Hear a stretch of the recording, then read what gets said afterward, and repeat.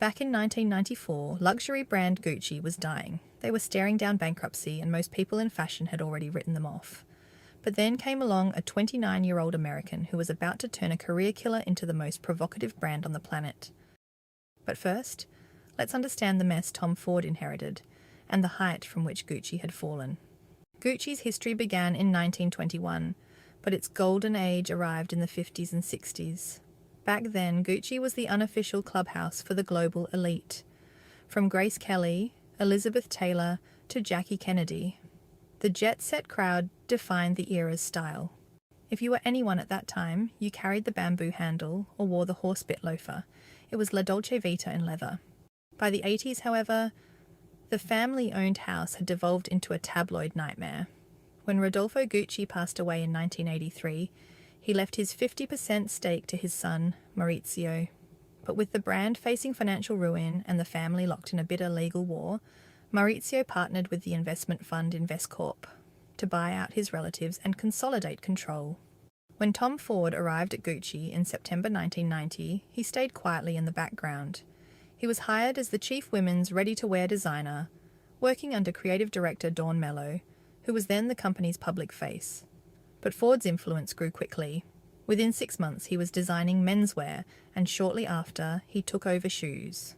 By 1992, he was promoted to design director. The Gucci family era was officially over by September of 1993, as InvestCorp forced Maurizio to sell his remaining stake, taking 100% control of the brand, and they placed Gucci's future in the hands of Domenico De Sole, naming him CEO. De Sole inherited a company on the brink of bankruptcy, and to save it, he made a gamble on Tom Ford, promoting him to creative director. Tom was only 32 and relatively unknown. At the time, Gucci was such a mess that established designers wouldn't touch it. It was considered a career killer. Tom's response to his new appointment was Gucci's Fall-Winter 1995 show, where Ford's vision fused 1970s disco era with a sharp 90s modern edge. Tom had frequently visited Studio 54 in the late 70s, and that high-glamour, high-gloss night scene inspired his early work at Gucci. He moved away from the oversized silhouettes in favour of razor-sharp, body-conscious tailoring. Signature pieces included jewel-toned satin shirts unbuttoned nearly to the navel, velvet hip-hugger trousers and slim-fit velvet suits. He relied on high-luxury tactile fabrics like silk, velvet, python and fur to create a sumptuous feeling that begged to be touched. As the years went on, his vision sharpened. By the late 90s and early 2000s, he moved into what the critics called fetish glamour. He introduced stark white cutout dresses, corseted waists, and bondage-inspired hardware. Tom didn't just put on shows, it was a complete style shift for the brand. Gucci had become the hottest ticket in Milan, and Tom Ford was the most adored designer on the planet. While the runways made headlines, the accessories built the empire. Tom knew that a great bag was the ultimate gateway into the Gucci lifestyle. Ford's most enduring designs are the horsebit clutch and the chain horsebit.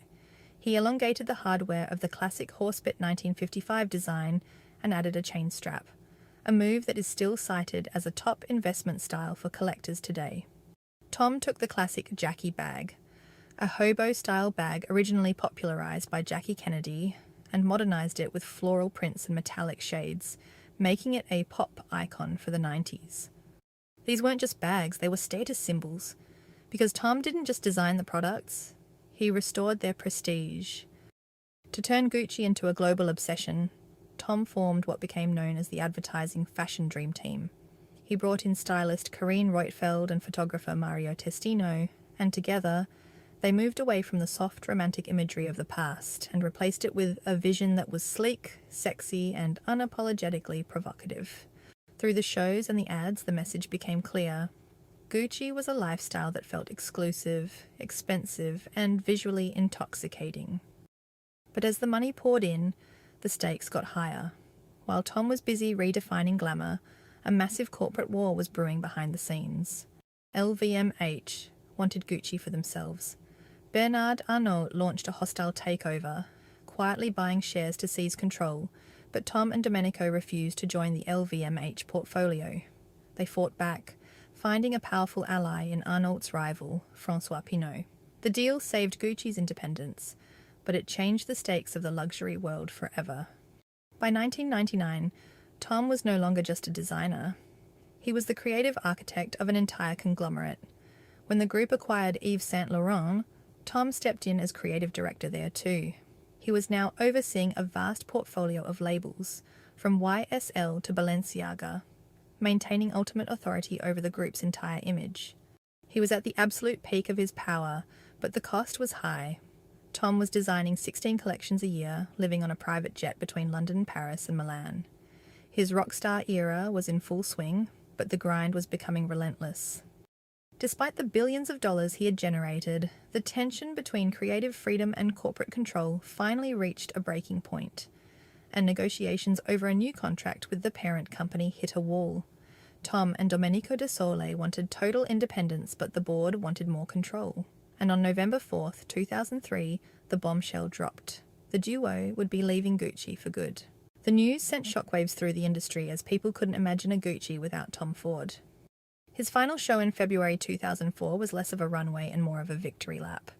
As the models hit the stage, it was a parade of everything that made the Ford era iconic. You had the perfectly tailored jackets paired with sharp, structured skirts, fur coats, and a series of breathtaking gowns that oozed unapologetic glamour.